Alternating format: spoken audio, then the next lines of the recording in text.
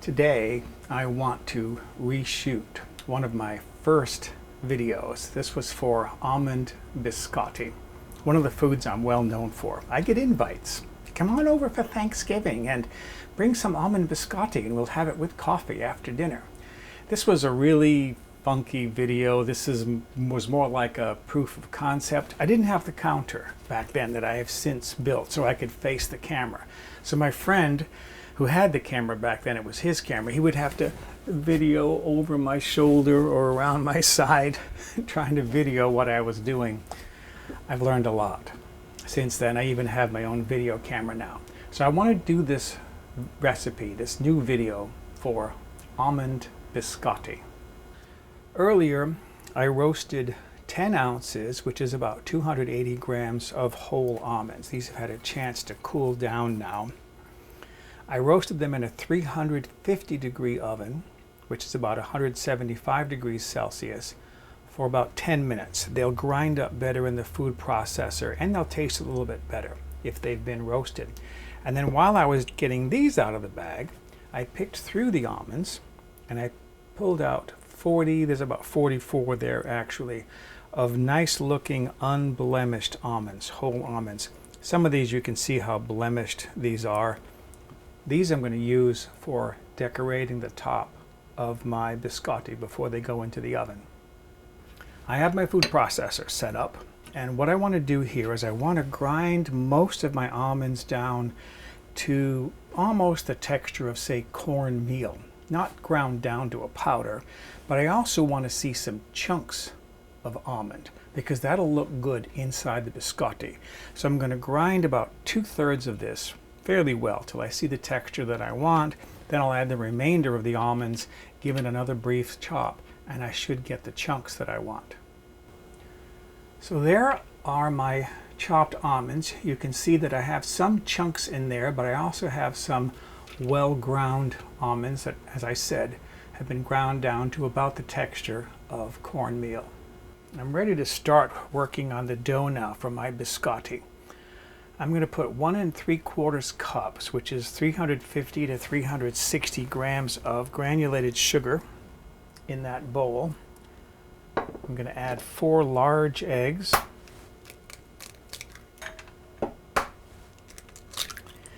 And then I'm going to use an egg wash.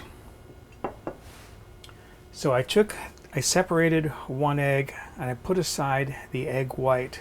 I'm just going to put the extra yolk in there, and then I'm going to add 1 teaspoon of anise extract to this.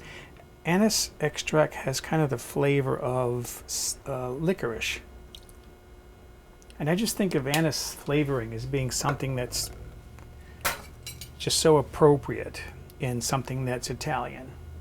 Now I want to blend this. Alright, so there's my wet mixture. What I have here is 4 cups, which is 20 ounces or 567 grams of all-purpose flour. To that I want to add a pinch of salt, and this is 1 teaspoon of baking soda. And I want to blend that in.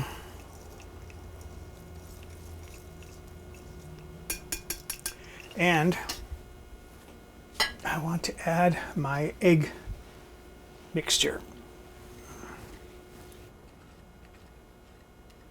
Okay.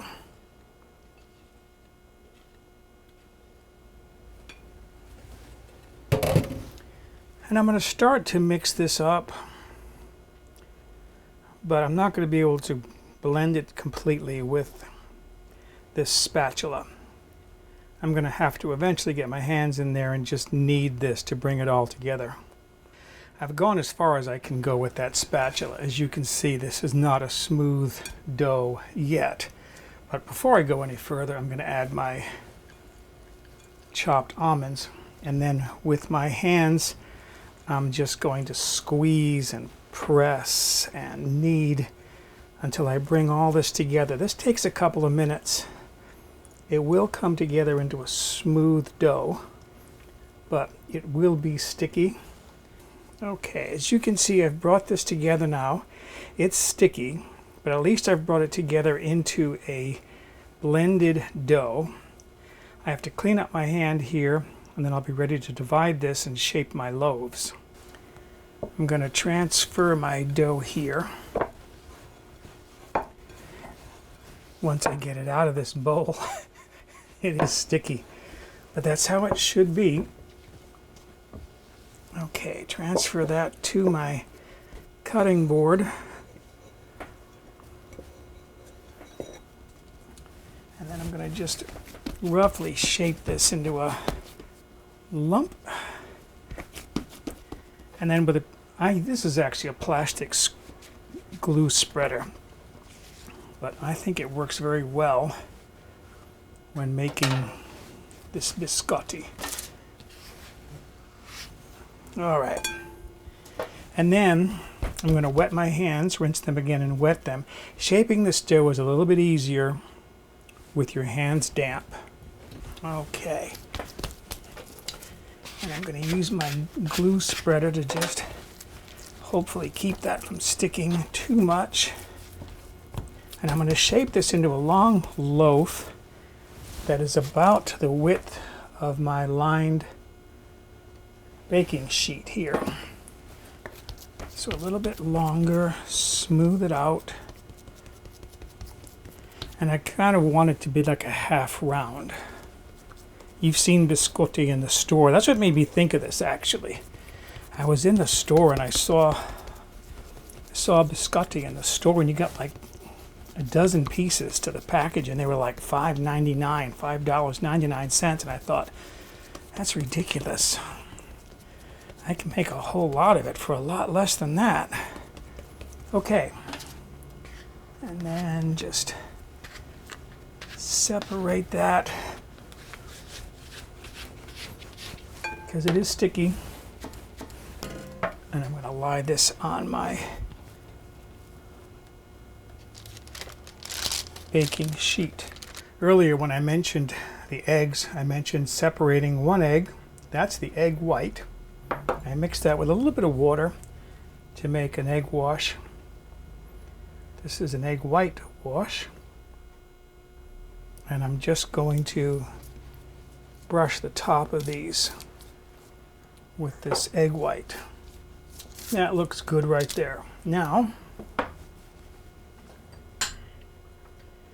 you'll remember I took out about 40 almonds without any blemishes in them.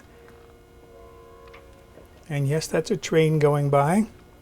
I'm going to press these into the top. I'll show you a close-up of those. And I want them at an angle because I'm going to cut my biscotti at an angle, and I'm going to cut through in between the almonds. So there, in this close-up you can see that I'm pressing them down in. I'm leaving a little bit of space in between, 1/8 of an inch maybe, what is that, 2 or 3 millimeters for my knife to go in between. So now I have all my almonds in place, and now I'm going to paint it again, brush it again with more egg white over the almonds. And I think I mentioned earlier that I roasted my almonds at 350 degrees Fahrenheit, that's about 177 Celsius. I left my oven on because I want to bake these at the same temperature. And then this is raw sugar. I like raw sugar because it has a larger crystal and it makes a nice sweet garnish on top. I have about 2 tablespoons of raw sugar here.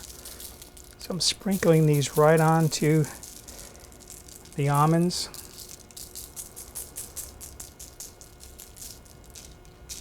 Okay, these now are ready to go into the oven. Let me see, baking time. These have to bake on an upper rack in the oven at 350 degrees for 35 to 40 minutes. That's the first stage of baking. So here are my biscotti loaves. After baking for 40 minutes, I need to let these cool down until they're comfortable and safe to handle. They're just too hot right now. So I'm going to wait about maybe 10 minutes. Then I'm going to slice these up and finish the baking. Here is one of my biscotti loaves. I want to slice this, as I said, at an angle between the almonds. These end pieces, those are for nibbles. I am in the meantime reducing my oven temperature to 275 degrees Fahrenheit. That's 135 degrees Celsius. Okay, I'm just finishing up my slicing here. Another piece for nibbles. Let me slide this out of the way. I'm going to place my biscotti back on my pan, but I'm going to arrange the pieces with a little bit of air space in between them. Now my biscotti, I've got to tell you, once it's dried out, is very hard. It's very dry. If you've had biscotti that is very soft and chewable, that's because they put oil, some sort of fat, in the biscotti dough so that you wouldn't need to dip it into liquid in order to eat it. Mine has to be dipped. It'll be so dry that it's got to be dipped to be edible. I have my other loaf to do, and then I'll be ready to put this back in the oven. So there now are all my sliced biscotti. I got nearly 50 pieces out of those 2 loaves. I'm going to return these back to the oven, which I said is at 275 degrees Fahrenheit, 135 degrees Celsius, and I'm going to bake these for 45 minutes to dry them out. So there are my biscotti again out of the oven after drying for 45 minutes. You want to wait for these to cool down, store them in airtight containers, and enjoy them with tea or coffee, whatever you like. What could look more elegant and offer more promise of being delicious than a nice little plate of homemade almond biscotti? My coffee is ready. Now I can see what these taste like. So there is my coffee, there is my biscotti, and this biscotti is bone dry. It really does need to be dipped to be eaten. Okay.